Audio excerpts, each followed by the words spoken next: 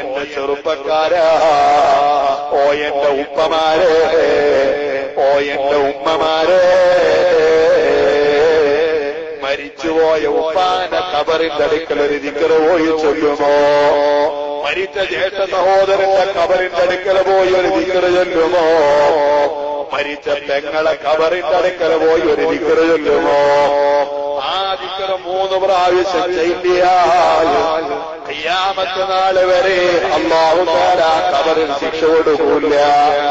അങ്ങനത്തെ ഒരു ചെറിയ ദിക്റുണ്ട്, ഞാനൊന്ന് പറഞ്ഞോട്ടെ. പെട്ടെന്ന് പഠിക്കാൻ പറ്റുന്ന ദിക്റാണ് ഉമ്മമാരെ.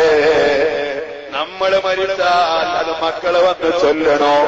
സാധുവായി എന്റെ പെങ്ങളെ മരിച്ചിട്ട് മാസം 4 കഴിഞ്ഞു, 6 കൊല്ലം കഴിഞ്ഞു.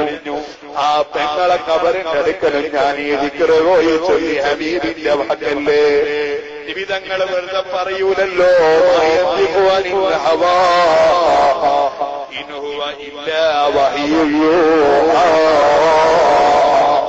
അല്ല പറഞ്ഞതല്ലേ നിബിതങ്ങൾ പറയൂ. അതുകൊണ്ട് ഒരൊറ്റ ദിക്റ് അത് നമ്മുടെ പള്ളി പരിസരത്ത് മറവ് ചെയ്ത് കിടക്കുന്ന നമുക്ക് പരിചയമുള്ള നമ്മുടെ ഇഷ്ടപ്പെട്ടവരെ ഖബറിന്റെ അടുക്കല് 3 തവണ ചൊല്ലിയാൽ ആ ഖബറിലുള്ള ശിക്ഷ ഖിയാമത്ത് നാൾ വരെ അല്ലാഹു ഉയർത്തി കൊടുക്കുമെന്ന് നബി മുഹമ്മദുർ റസൂലുള്ളാഹി. اللهم بحق محمد وآل محمد لا تعذب هذا الميت. ചെറിയ പ്രാർത്ഥനയാണ്.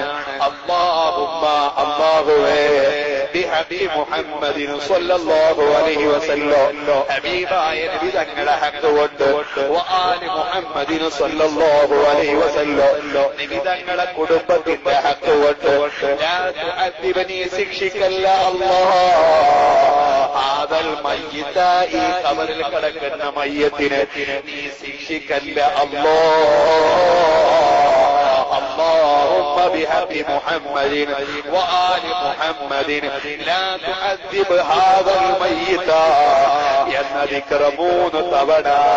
اللهم بحق محمد وآل محمد لا تعذب هذا الميت. ഇത് ഞാൻ ആവർത്തിച്ച് പറയുന്നത് നിങ്ങളൊന്ന് പഠിക്കാൻ വേണ്ടിയാണ്. കാരണം നമ്മളിവിടെ വയല് പറഞ്ഞത് റസൂലുള്ള കേൾക്കുന്നുണ്ട്, നമ്മളിവിടെ വയല് പറയുന്നത് അങ്ങ് ഉള്ളാളത്തെ പാപ കേൾക്കുന്നുണ്ട്, നമ്മളിവിടെ വയല് പറയുന്നത് പരിസരങ്ങൾ മറവിട്ട് കിടക്കുന്ന മുഅ്മിനീങ്ങൾ കേൾക്കുന്നുണ്ട്. കാരണം ഖുർആനിൽ എന്ന് പറഞ്ഞതാണ്, ഖുൽ അമലൂ ഫസയറല്ലാഹു അമലകും വറസൂലുഹു വൽ മുഅ്മിനൂൻ. നബിയേ, നിങ്ങളെ സമുദായത്തോട് നിങ്ങൾ പറയണോ, നിങ്ങൾ നല്ലത് ചെയ്താൽ അല്ലാഹ് കാണുന്നുണ്ട്, നല്ലത് ചെയ്താൽ റസൂലുള്ള കാണുന്നുണ്ട്, നല്ലത് കണ്ടാൽ നല്ലത് ചെയ്താൽ മുഅ്മിനീങ്ങൾ കാണുന്നുണ്ട്. അതുകൊണ്ട് കാണുന്നുണ്ട് നമ്മുടെ ബന്ധുക്കൾ മുഴുവനും അവർക്ക് വേണ്ടി ദിക്റൊന്ന് ചൊല്ലണേ. നമ്മുടെ കുഞ്ഞുമക്കൾക്കൊന്ന് പഠിപ്പിക്കണോ. കാരണം ഇന്ന് ഞാൻ മരിക്കോ, നാളെ മരിക്കുമോ, മറ്റന്നാൾ മരിക്കുമോ എന്ന് പറയാൻ കഴിയില്ല. ഏത് സമയവും നമ്മോട് ഒട്ടു നിൽക്കുന്ന മരണോ. അതേ MBS കോളേജിന്റെ സ്ഥാപക നേതാവായിരുന്ന ഡോക്ടർ അബ്ദുൽ ഗഫൂർ എന്ന് പറയുന്ന ആ ഡോക്ടറെ കുറിച്ച് നിങ്ങൾക്കറിയോ?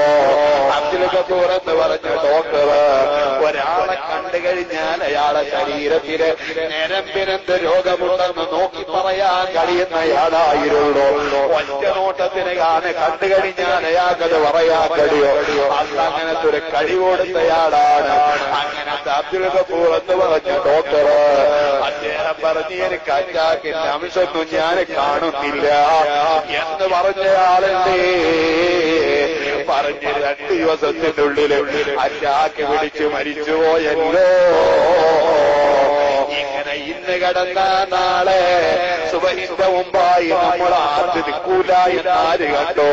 അല്ലാഹുവേ, പെട്ടെന്നുള്ള മരണങ്ങളുള്ളൂ, ഞങ്ങൾക്ക് നീ തരല്ലേ അല്ലാഹ്.